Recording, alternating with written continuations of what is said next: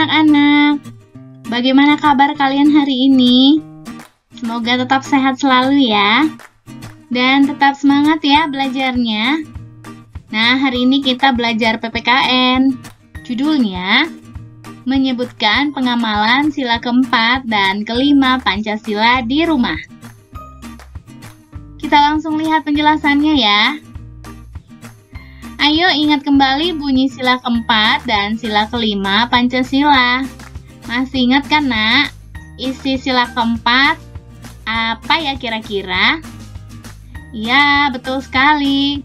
Kerakyatan yang dipimpin oleh hikmat kebijaksanaan dalam permusyawaratan perwakilan. Nah, kita juga harus ingat simbolnya ya. Simbolnya adalah, ya betul sekali, kepala banteng. Nah, sekarang kita ingat yuk isi sila kelima. Apa ya isinya? Ya, betul sekali, keadilan sosial bagi seluruh rakyat Indonesia. Nah, kita juga harus ingat simbolnya ya. Simbol sila kelima adalah, ya betul sekali, padi dan kapas.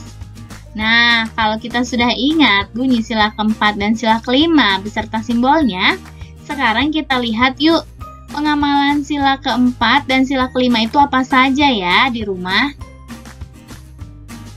Nah, berikut sikap yang sesuai pengamalan sila keempat di rumah. Yang pertama adalah menghargai pendapat ayah, ibu, dan adik saat berdiskusi.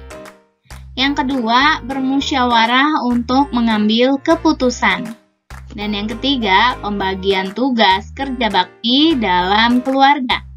Jadi, yang harus kamu ingat dari pengamalan sila keempat ini adalah diskusi. Ada kata diskusi ya, mau itu dia menentukan tugas di rumah, mau itu dia menentukan tempat berwisata, diskusi di rumah bersama keluarga. Lalu ada kata musyawarah ya, bermusyawarah.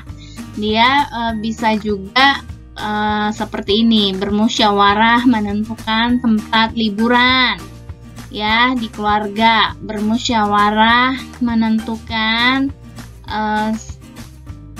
untuk kerja bakti membersihkan rumah misalkan. Nah, seperti itu ya. Lalu yang ketiga ada kata kerja bakti ya. Jadi sudah bermusyawarah, sudah berdiskusi, membuat pembagian tugas. Nah, mereka bekerja bakti bersama-sama di keluarga.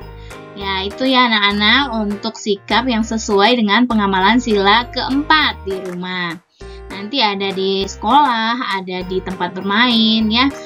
Kalau di sekolah berarti pengamalan sila keempatnya bermusyawarah menentukan ketua kelas ya, bermusyawarah menentukan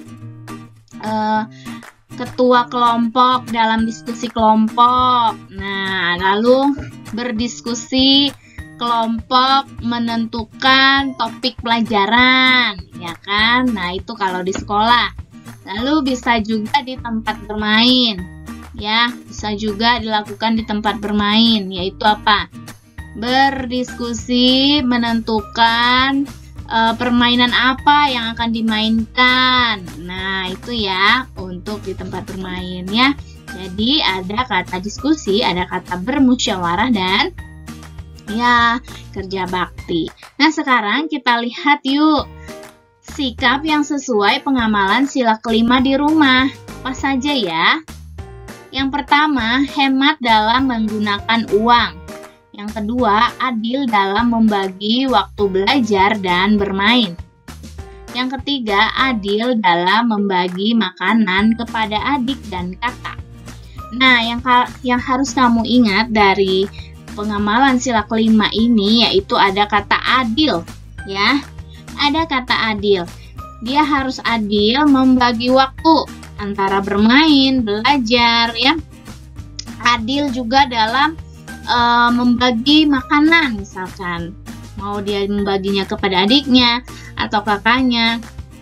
Lalu harus adil misalkan menentukan pembagian tugas di rumah ya. Ada yang menyapu, ada yang mengepel, ada yang menyiram bunga. Harus adil menentukan pembagian tugas di rumah. Nah, itu ya, harus ada kata adil. Dan yang kedua, harus ada kata seimbang ya, seimbang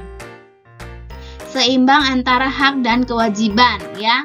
Jadi dia harus melakukan kewajibannya juga melakukan haknya. Misalkan dia melakukan kewajibannya membersihkan rumah ya kan, atau membantu orang tua membersihkan rumah, lalu dia menerima haknya, yaitu haknya misalkan mamanya atau orang tuanya bilang kalau nanti rumahnya bersih, sudah dibersihkan, sudah dirapikan, nanti akan dibelikan es krim misalkan. Jadi dia mendapatkan haknya, yaitu mendapatkan es krim ya, seimbang ya. Lalu dia hemat ya, menggunakan uang, menggunakan waktu, menggunakan apapun yang dia miliki, dia hemat ya. Nah, itu ya anak-anak untuk sikap yang sesuai pengamalan sila kelima di rumah. Kalau di sekolah ya tentu saja adil dalam membagi waktu belajar di sekolah, bermain di sekolah ya, tinggal ditambahkan kata di sekolah. Kalau di tempat bermain ya sama saja, tinggal ditambahkan kata tempat bermain. Misalkan adil dalam membagi waktu bermain di tempat bermain. Ya, adil dalam membagi makanan kepada adik dan kakak di tempat bermain. Ya, seperti itu ya anak-anak. Nah, jadi kalian sudah tahu pengamalan sila pertama, sila kedua, sila ketiga, dan sekarang kita belajar pengamalan sila keempat dan kelima. Ibu harap kalian tetap mengingatnya ya, supaya nanti kalian bisa melakukannya dalam kehidupan kalian ya. Oke ya anak-anak, sekian penjelasan Ibu Rini ya. Terima kasih anak-anak, Tuhan Yesus memberkati.